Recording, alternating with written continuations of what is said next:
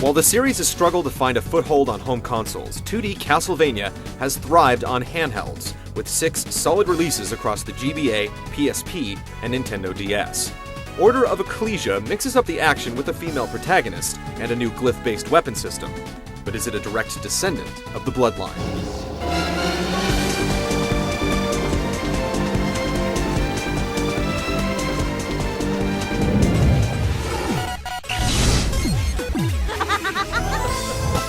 Established after the Belmont clan faded, the Order of Ecclesia has taken on the mantle of fending off Dracula's minions through the use of magical inscriptions called glyphs, eventually creating Dominus, a spell powerful enough to destroy Dracula for good. Shanoa is the only one strong enough to bear Dominus, but as her leader works on the final preparations, one of her peers, Albus, steals the glyph, leading Shanoa on a chase through the surrounding countryside. The plot provides a few twists as players try to unravel Albus's motivations, but it's still rather simple with only 3 main characters. And since a plot device has robbed Shanoa of all emotion, there's little to connect with.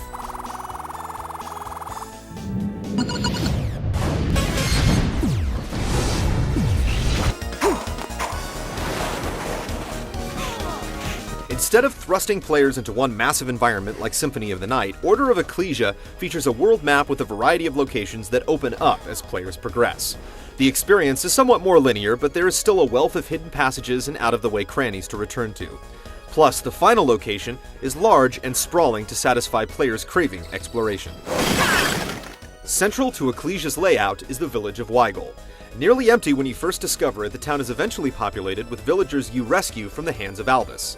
Finding them all is strongly encouraged. The town serves as home base, allowing you to stock up, refill hearts, and save, while villagers will also send you out on various quests. Tasks are mostly mundane errands such as collecting herbs or photographing monsters, but the rewards are worthwhile.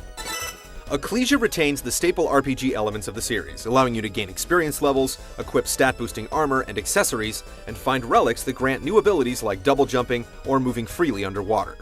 Gone is Portrait of Ruin's leveling system for individual weapons, freeing players from hours of tedious grinding, but there are still plenty of ultra-rare drops to drive obsessives mad.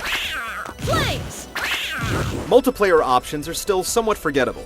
Players can connect locally or online to compete in one of 3 race courses, tallying both time and kills, and player shops return to let you exchange rare items and earn some coin.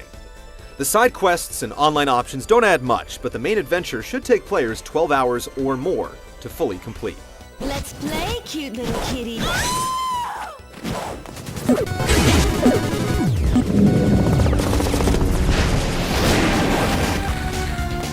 Maelstrom! Past DS Castlevania titles experimented with the handheld's unique features, but Ecclesia takes a more conservative approach. You never use the touchscreen, and the upper screen is used only to reference maps and stats, keeping the focus squarely on the core gameplay. Rather than physically picking up weapons and spells, Shanoa absorbs glyphs through the tattoo on her back. Some glyphs are hidden in specific locations, others randomly dropped from defeated enemies, and some have to be absorbed as an enemy casts a spell.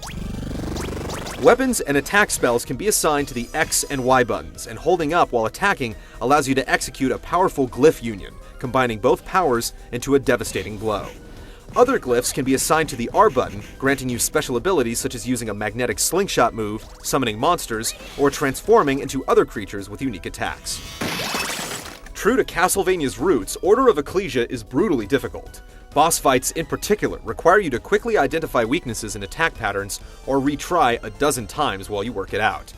Then it's a test of endurance, as each boss can take a heavy beating and some of their attacks can take off nearly half your health, making dodges critically important. Standard enemies can put up a good fight too, and each monster has specific weaknesses, introducing an extra layer of strategy as you learn which weapons are most effective. Thankfully, an early relic lets you swap between multiple glyph configurations on the fly, making it easy to keep a variety of abilities at the ready. You're gonna love playing Order of Ecclesia. It's a streamlined game that eliminates some of the tedium without sacrificing depth.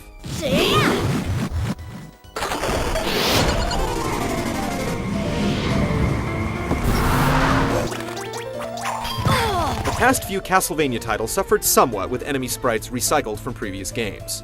But Order of Ecclesia feels much fresher, as most enemies are completely new, Looks delicious. and many returning creatures have even been spruced up. Detailed backgrounds and gory death animations are sure to please.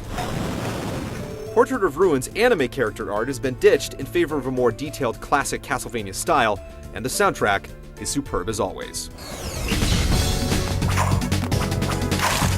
Order of Ecclesia isn't a drastic departure from past installments, but it's a clear step up, with tweaks to gameplay and level design, and a cast of creative new enemies.